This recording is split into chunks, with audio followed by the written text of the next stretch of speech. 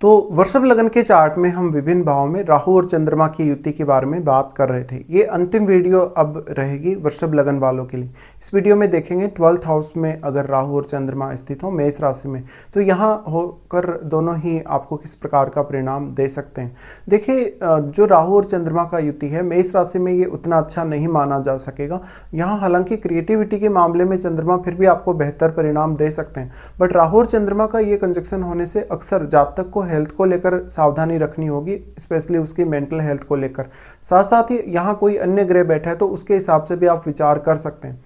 इसके अलावा ऐसा जो जातक होगा हमेशा फ्रस्ट्रेशन फील करेगा अपने प्रोफेशन की वजह से, अपने जॉब की वजह से।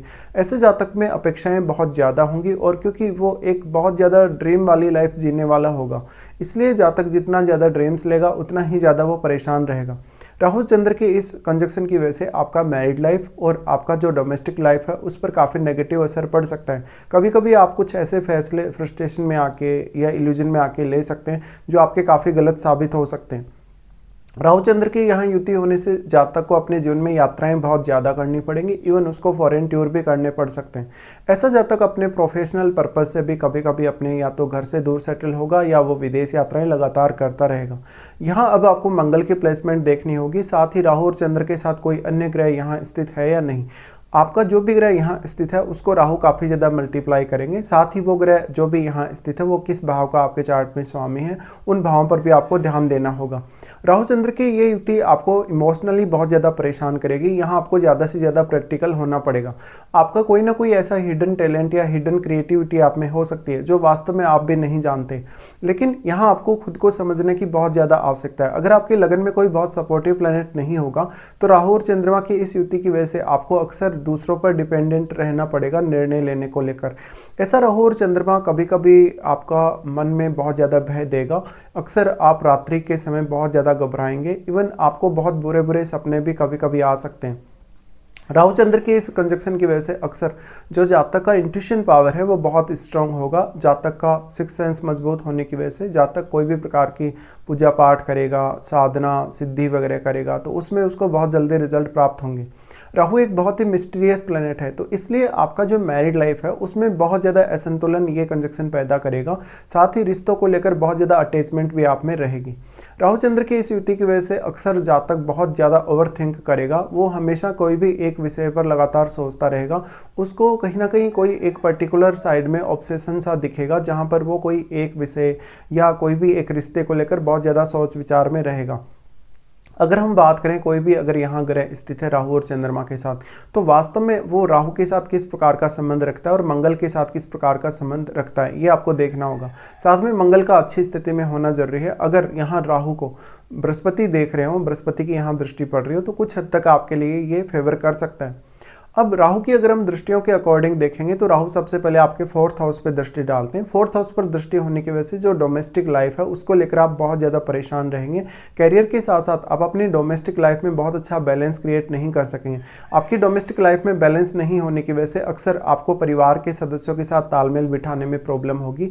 साथ ही परिवार के साथ आपकी अंडरस्टैंडिंग भी काफ़ी ज़्यादा प्रभावित हो सकती है।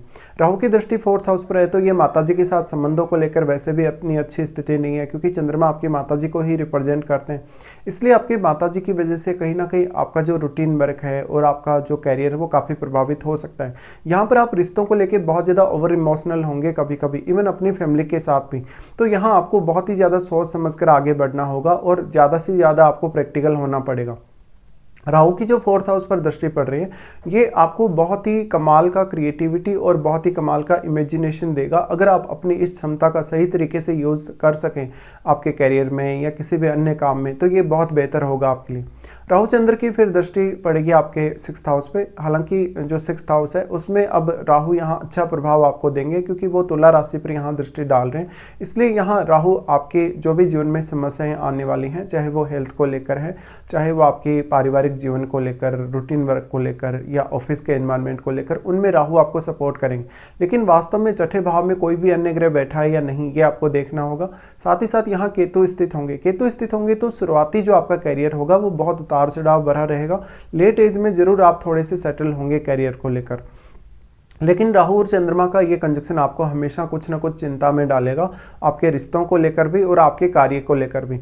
हमेशा ऐसा जातक कोई भी हार्ड काम नहीं कर पाएगा, वो हमेशा घबराएगा, उसके मन में बहुत ज़्यादा एग्रेशन रहेगा, गुस्सा रहेगा, जिसकी वजह से वो काफ़ी फ्रस्ट्रेट भी होगा।